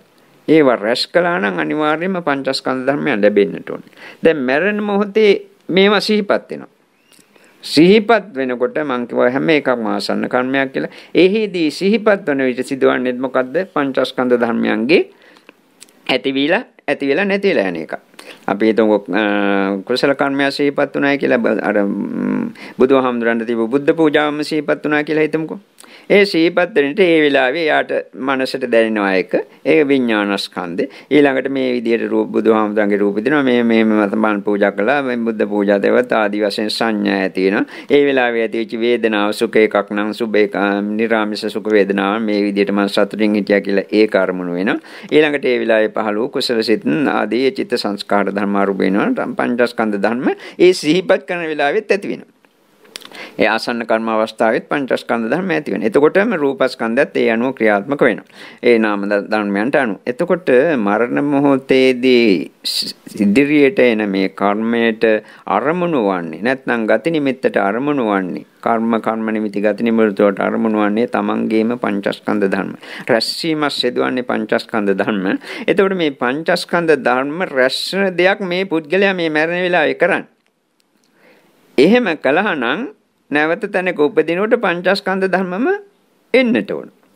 දැන් අපි හිතමු මේ පංචස්කන්ධ ධර්ම අතුරෙන් මේ එතකොට පංචස්කන්ධ ධර්මම රැස් කරපු නැත්තා අර පංචවෝකාර භව කියන එකකයි උපදින්නේ.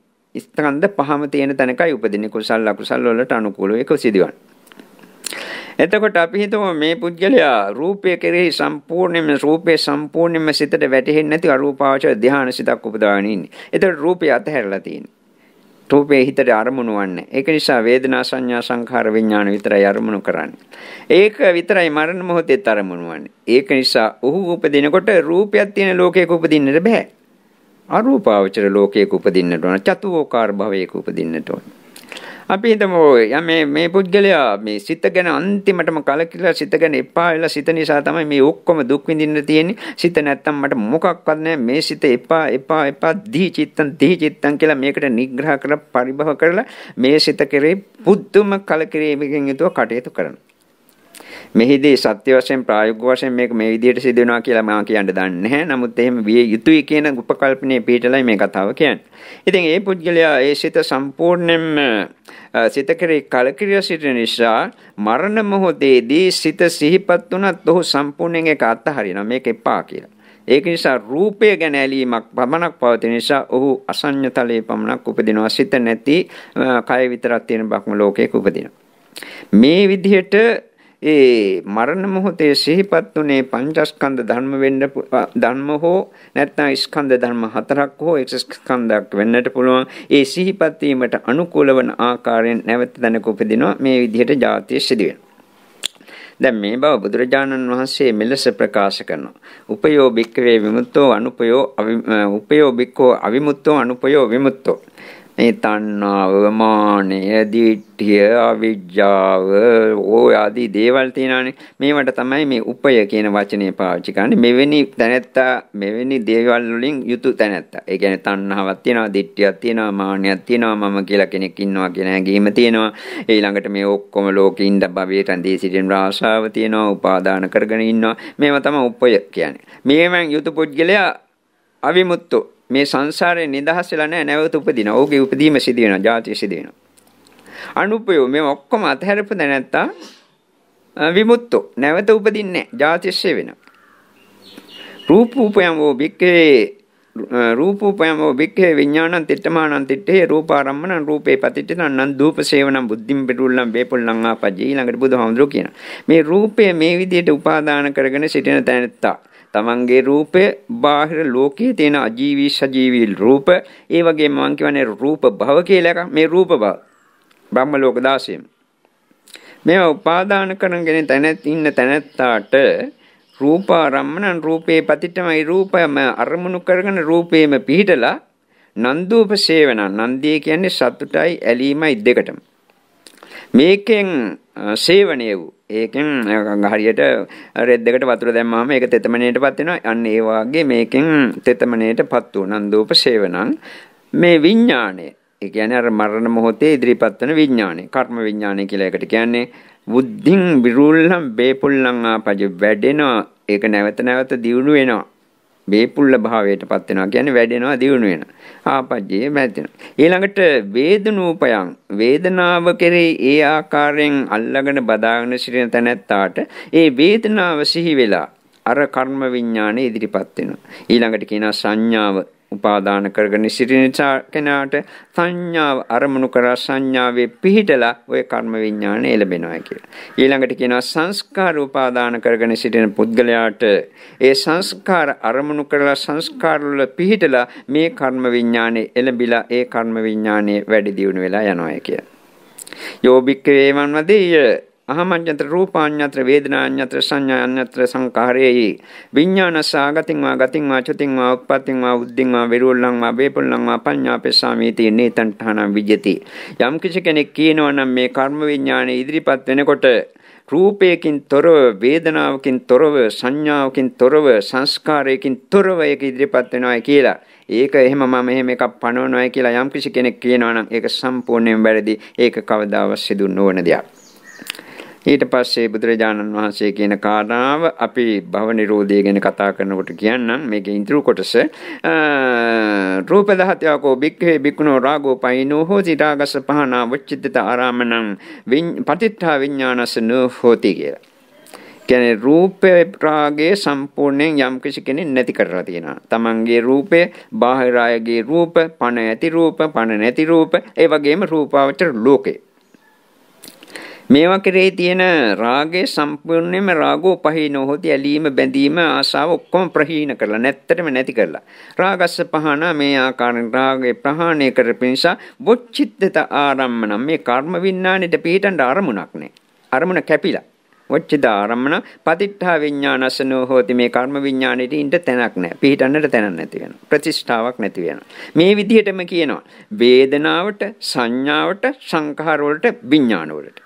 ඒ කියන්නේ රූප වේදනා සංඥා සංඛාර විඥාන කියන පංචස්කන්ධ ධර්මයන් කෙරෙහිම තියෙන රාගය සම්පූර්ණයෙන්ම නැති කරලා තියෙනවා. එතකොට රූපේ කියනකොට මා කිව්වා අර රූපාවචර ලෝකත් ඇතුළුව කියලා. එතකොට වේදනා සංඥා සංඛාර විඥාන කියනකොට රූපාවචර ලෝකත් ඇතුළත්. වේදනාව කියනකොට කාමාවචර වශයෙන් මේ ඉන්ද්‍රියම් පිනවල ලබන වේදනාව පමණක් නෙවෙයි ධ්‍යාන සම්පතඳහා ඇති වෙන වේදනාව නැත්තම් ඵල සමුවත් වලට සමවැදිලා විඳින විට නිවන්සුව අත්දකින්නකොට අත්දකින්න වේදනාවල් ආදී සියලුම වේදනාවල් සියලුම සංඥා සියලුම සංකාර සියලුම විඥාන කිසිම එකක් කෙරේ කිසිම ඇලීමක් බැඳීමක් නැතුව සියලුම ඒ රාගය සම්පූර්ණයෙන් ප්‍රහාණය කරලා තියෙනවා නම් මේවා කෙරේ තියෙන රාගස්ස පහනා රාගේ ප්‍රහාණය වෙච්ච නිසා පතිට්ඨා විඥානසනෝ හෝති විඥාණයට පිහිටන්නට තැනක් නැති වෙනවා කර්ම විඥාණයට එළබෙන්නට බෑ. ඒක නිසා උපදීමක් ඇති වෙන්නේ නැහැ. ඒ ඉපදීම නැති වෙන ආකාරය කියනකොට මම ඒක ඇල කියන්නේ. එතකොට මේ විදිහට ප්‍රතිසන්දි විඥානයක් ගිහිල්ලා නැවත තැනක උපදින ආකාරය ගැන යම් කිසි කෙනෙක් පැහැදිලි වශයෙන්ම දකිනවා නම් ඒක ඔහුගේ සිත තුළ තියෙන සම්මා දිට්ඨිය. ඒක හරියට දකින්නට පුළුවන් වෙන්නේ භාවනා දියුණු කෙනෙකුට පමණයි. විශේෂයෙන්ම මේ නැවත ඉපදීම සිදුවන්නේ මෙහෙමයි කියලා ප්‍රායෝගික වශයෙන් අත්දකින්නට පුළුවන් වන්නේ ඒක ගැන අවබෝධයක් ඇති කරගන්නට පුළුවන් වන්නේ ජාතිය සේවන්නේ මෙහෙමයි කියලා දකින්නට පුළුවන් වූ රහත් වූ කෙනෙකුට පමණයි. අනිත් අයට නිකම් මේ ඒවා පිළිබඳ සිතින් ඇති කරගන්නා දැනීම් පමණයි සිදෙන්නේ. මම අද මේ කීවේ මේ අයට න්‍යායාත්මක කරුණු ටිකක්. ජාතිය ඇතිවීමේ සමුදය භව සමුදය ජාති සමුදය කියන එකයි අපි මේ කීවේ. මේක දිගටම ඊළඟ කොටස කියන්න මේ වගේම කාලයක් මට යොදන්නට සිදි වෙනවා. ජාති නිරෝධය කරන්නට නම් භව නිරෝධ කරන්නට ඕන. භව නිරෝධා ජාති නිරෝධෝ කියලා. ඒක ඊළඟ දවසට කතා කරනවා. ඊළඟ දවසට කතා කරනකොට මේකේ අපි මේ ඉදිරිපත් කරේ මේ දක්වා න්‍යායාත්මක කරුණුයි කියලා කියව මේකේ ප්‍රායෝගික පැත්ත ගැන තරමක් මේ ඇයට තේරෙන කරුණු පමණක් ඉදිරිපත් කිරීමට බලාපොරොත්තු වෙනවා. ඒ ප්‍රායෝගික කරුණු දකිනකොට තමයි අර කියපු කරුණ දකින්නට පුළුවන් මොන කරුණද මේ ජාතිය දකිනවා නම් ජාතිය සමුදය දකිනවා නම් ජාති නිරෝධය දකිනවා නම් ජාති නිරෝධ ගාමිනී පටිපදාව දකිනවා නම් ඔහුට කාමරාග අනුසය නැති කරලා පටිඝ අනුසය නැති කරලා මාන දිට්ඨි අනුසය නැති කරලා අවිජ්ජාව දුරු කරලා විජ්ජාව උපදවාගෙන මේ ජීවිතේම රහත් වෙලා දුක කෙලවර කරන්නට පුළුවන්. ඔය කියපු කරුණ සිදුවන්නේ කොහොමද කියලා අත්දකින්නට පුළුවන් වන්නේ ඒ ප්‍රායෝගික පැත්ත හරියට අවබෝධ කරගත්තොත් පමණයි. ওই න්‍යායාත්මක කරුණු දැනගත්තට ඒකෙන් ඒක සිදුවන්නේ නැහැ. ඉතින් මේ අය ඊළඟ දවසට තව සති දෙකක් තියෙනවා මේ ඊළඟ දේශනෙට මේ අය සඳහා කරන දේශනෙට. ඒ සති දෙකක කාලය තුලදී මේ අයගේ දැනුමේ ප්‍රඥාවේ මට්ටමට අනුව කල්පනා කරලා බලලා තේරුම් ගන්න අවබෝධ කරගන්න බලන්න ජාතිය සිදුවන්නේ කොහොමද, නැවත ඉපදීවම සිදුවන්නේ ප්‍රායෝගික වශයෙන් කොහොමද කියලා පුළුවන්ද කියලා තේරුම් ගන්න බලන්න. මේ ජාතිය නිරුද්ධ වන්නේ කොයි ආකාරයෙන්ද කියලා න්‍යායාත්මක නෙවෙයි ප්‍රායෝගික වශයෙන් සිදුවන්නේ කොහොමද කියලා දකින්නට ටිකක් උත්සාහ කරලා බලන්න. මේක සත්‍ය වශයෙන් දකින්න පුළුවන් වන්නේ රහත් වෙච්ච කෙනෙකුට විතරයි. අනිත් අයට අඩු වශයෙන් ප්‍රඥාවකින්වත් දකින්නට පුළුවන් නේ ප්‍රායෝගික වශයෙන් නැති වුණා. එතකොට මේ ජාතිය, ජාති සමුදය, ජාති නිරෝධය, ජාති නිරෝධගාමිනී පටිපදාව දැකීම තුළින් කොහොමනම් කෙනෙකුට සෝවාන් වෙන්නට පුළුවන්ද, සකදාගාමී වෙන්නට පුළුවන්ද, අනාගාමී වෙන්නට පුළුවන්ද, රහත් වන්නට පුළුවන්ද කියන කරුණ ගැන ටිකක් හරි කල්පනා කරලා බලන්න. එහෙම බලනකොට Tamanට ඒක හරියට අවබෝධ වෙනවා නම්, පෙනී යනවා නම්, ඒ පැත්තටම මානසිකාර පවත්වාගෙන තව තවත් ගැඹුරින් ගැඹුරට යන්න, සිත යවන්න. සිතට ඉඩ දෙන්න ඒවා ඒ අවබෝධයන් ගැඹුරින් තව තවත් ගැඹුරින් අවබෝධ වෙන්නට. එහෙම අවබෝධ වී යන විට සමහර විට මේ නාම රූප ධර්මයන් නිරුද්ධ වීමෙන් ලැබෙන නිවන පවා අත්දකින්නට පුළුවන් වේවි. එහෙම නැත්නම් මෙතන මේක කියන්නේ නැහැනේ මේ කරුණ හරියට අවබෝධ වුණාට පස්සේ මේ නිර්වාණ ධාතුව අත්දකින්නට පුළුවන් කියලා. එතකොට මේ දක්වා මේ ඇට කීවේ කලින් කරපු දේශනාවේ සුළු කොටසක්. කියන්නේ ජරා මරණ සමුදය, ජරා මරණ නිරෝධය, ජරා මරණ නිරෝධගාමිනී පටිපදාව දැකීම තුළින් කෙසේනම් කෙනෙකුට නිවන් ලබන්නට පුළුවන්ද කියන කරුණ. ඒ පිළිබඳ ප්‍රායෝගික විස්තරයක් ඉදිරිපත් කළා නෙවෙයි. ඒ මේ විදිහට කටයුතු කිරීම තුළින් මේ විදිහට නිවන ලැබෙනවා කියන කරුණ පමණයි පෙන්වුම් කළේ. ඒව විස්තර කරනවා නම් සෝවාන් මාර්ගඵල සිතේට රාහත් ඵල සිත දක්වා ওই සෑම ක්‍රමයක් තුළින්ම මාර්ගඵල ලැබෙන ආකාරය විස්තර කරන්නට ඕන. ඒක විස්තර කරන්න පැය 10ක් 15ක් නෙවෙයි ඊටත් වැඩි කාලයක් ආය කරන්නට ඕන. එතකොට මේ දේශනාව මම හිතන්නේ අවුරුදු 25කින් වන්දිම කරන්න හම්බෙන්නේ සම්මා දිට්ඨිය ගැන කරන එක. ඒක නිසා අපි මේ විදිහට කිටි කළේ. එතකොට ඊළඟට අපි ප්‍රකාශ කළේ ජාතිය, ජාති සමුදය, ජාති නිරෝධය, ජාති නිරෝධ ගාමිනී පටිපදාව කියන කරුණ හරියට අවබෝධ කරගත්තා නම් එතකින්ම කෙනෙකුගේ සිත තුළ සම්මා දිට්ඨිය පිහිටනවා. එතකින්ම ඔහුට පුළුවන්කම තිබෙනවා මේ රහත් භාවයේ හෝ මෙනත් මාර්ගඵලයක් ලැබලා ධර්මයේ පිළිබඳ නොසැලෙන ශ්‍රද්ධාවක් ඇති පුද්ගලයෙක් බවට පත් වෙලා ධම්මා දිට්ඨිය ඍජු කරගන්නට. එතකොට ජාතිය කියන්නේ මොකද්ද? අර අණ්ඩ ජලාභ සංසේදෝපවාදික වශයෙන් ඕනෑම තැනක යම් තැනක මරුණාට පස්සේ ගිහිල්ලා පුනර්භවය ගෙන දෙනවා නම් ඒකට තමයි ජාතිය කියන්නේ. ජාතිය ගෙන දෙන හේතුව මොකද්ද? ජාති සමුදය. කුමක් නිසාද? කුමක් ප්‍රත්‍ය කොටගෙන මේ ජාතිය ඇති වෙනවද? එතකොට ඒකට දීපු පිළිතුර තමයි භව සමුදය, ජාති සමුදය. භවය නිසා ජාති සිදු වෙනවා. මේ භවයේ කොටස් දෙකක් අපි ප්‍රකාශ කළා. උත්පත්ති භව, කර්ම භව කියලා. උත්පත්ති භව කියන්නේ ලෝකවල. මේ ලෝකවල කියනකොට ඒකෝකාර භව, චතුෝකාර භව, පංචෝකාර භව, සංඤී භව, අසංඤී භව, නේසංඤී, ඥාසංඤී භව, කාම භව, රූප භව, අරූප භව කියලා 9 ආකාරයකින් බෙදලා ඒ පොත්වල දක්වා තියෙන අය කරුණ මේ ඇට ඒ කරුණ අපි කියව. ඊළඟට කර්ම භව කියන්නේ මේ කුසල කර්ම ශක්තියෙන් මේ කුසල කර්ම ශක්තියෙන් එන නියාමයක් තියෙනවා මරණ මොහොතේ. ඒක තමයි ගරුකාසන්නාචින්න කටත්තා කියන එක. එතකොට ඒ කර්ම එතන ඉදිරිපත් වෙනකොට සමහරට කර්මයෙන් සිහිපත් වන්නට පුළුවන්, නැත්නම් කර්ම නිමිත්තක් වශයෙන් සිහිපත් වන්නට පුළුවන්, නැත්නම් ගති නිමිත්ත පවා සිහිපත් වන්නට පුළුවන්. මේ ආකාරයෙන් කර්ම නිමිති ගති නිමිති කවර සිහිපත් වුණත් ඒ වෙලාවේදී ඒ මරණ මොහොතේදී ඒක ආසන්න කර්මයක් බවට පත් වෙන නිසා නැවත ඉපදීම සිදුවන්නේ ආසන්න කර්මයෙන් කිව්වත් වඩාත් නිවැරදි කියන කරුණ කිව්වා. මේක මගේ අදහසක්. එතකොට පොත්වල තියෙන එකක් නෙවෙයි. ඒ කර්ම විඥාණය කියන්නේ මරණ මොහොතේදී නැවත ඉපදීමට හේතු වන කර්ම ශක්තියට ඒ කර්ම විඥාණයට අරමුණු වන්නේ පංචස්කන්ධ ධර්ම බවයි ප්‍රකාශ කළේ. පංචස්කන්ධ ධර්මෝ ඒ වගේ වෙනත් ස්කන්ධ ධර්ම. ඒ කියන්නේ ස්කන්ධ 4ක් හෝ ස්කන්ධ 1ක් හෝ ස්කන්ධ 5ක්. මේකට හේතුවක් වූයේ මොකද්ද? කර්ම රැස් වෙන විටත් පංචස්කන්ධ ධර්ම රැස් කරන නිසා. ඒක නිසා එතෙන්දී සිහිපත් වුණු කර්මයට ස්කන්ධ ධර්මයන්ට අනුකූලව නැවත දැනක උපදිනකොට ස්කන්ධ ධර්මයන් පහළ වෙනවා. ඕපපාතික වශයෙන් හරි, මව කුසක වැහැති ගැනීමෙන් හරි, අණ්ඩජ වශයෙන් හරි, ජලාබුජව කොයි ආකාරයකින් හරි. එතකොට යම් කිසි කෙනෙක් මේ රූප වේදනා සංඥා සංඛාර විඥාන කියන පංචස්කන්ධ ධර්මයන් කෙරෙහි උපාදානයෙන් යුතුව කටයුතු කළ කර්ම සංස්කාර රැස් කරලා තියෙනවා නම් කර්ම විඥාණයට එළඹ සිටීමට එතන තියෙනවා ප්‍රතිෂ්ඨාවක්, පිහිටා සිටින්නට තැනක් තියෙනවා. මේ පංචස්කන්ධ ධර්මයන් සම්පූර්ණයෙන්ම කෙරෙහි තියෙන රාගය සම්පූර්ණයෙන්ම ඇලීම බැඳීම සම්පූර්ණයෙන්ම ප්‍රහීන කරලා කෙනෙක් සිටිනවා නම් එවැනි කෙනෙකුට මරණ මොහොතේදී කර්ම විඥානයක් එන්නට තැනක් නැහැ. ඒක නිසා ජාතියට නැවත උපදීමට හැකියාවක් නැහැ. ජාතිය නිරුද්ධ වී යනවා. ඒක ඊළඟ දවසේ අපි කියන්නම් කිව්වේ. හොඳයි, ඒ ආකාරයෙන් කටයුතු කිරීම තුළින් මේ ඇයටත් නිවන් සුව ලබා ගැනීමට ලැබේවා කියලා ආශිර්වාදනය කරමින් මේ අනුශාසනාව මෙතනින් අප නිම කරනවා. දෙවියන්ට අපි පින් දෙමු. ආකාශට්ටාජ කියන පාඨයේ කිව්ව ආකාශට්ටාජ බුම්මට්ටා දේවානාගා මහින්దికා පුඤ්ඤන්තං අනුමෝදිතා චිරන් රක්ඛන්තු ශාසනං. ආකාශට්ටාජ බුම්මට්ටා දේවානාගා මහින්దికා පුඤ්ඤන්තං අනුමෝදිතා චිරන් රක්ඛන්තු දේශනං. ආකාශට්ටාජ බුම්මට්ටා දේවානාගා මහින්దికා යන්තං අනුමෝදිතා චිරන් රක්ඛන්තු මම් පරන්ති. ප්‍රාර්ථනා කරමි මිනා පුඤ්ඤ කම්මේන මාමේ බාල සමාගම තතං සමාගමෝ හෝතු යාව නිබ්බාන පත්‍ත්‍ය ඉදම්මේ පුඤ්ඤං ආසවක්ඛ්‍යා වහන්නෝතු සබ්බ දුක්ඛා පමුච්ඡතු. මේ කළ සීලෝම කුසල සත්‍ය මේටත් නිවන සැනසීමට වාසනාව ශක්තිය උදා වේවා. අභිවාදන සීලස්ස නිච්ඡං උද්ධාපචායිනෝ චත්තාරෝ ධම්මා වඩ්ඩන්ති ආයුවන්නෝ සුඛං බලං ආයුරාෝග්‍ය සම්පත්තේ සග්ග සම්පatti මේවච අතෝ නිබ්බාන සම්පත්තේ මිනාතේ සමිඤ්ඤතු. තම දිනාටම නිවන් සුවපත් වේවා.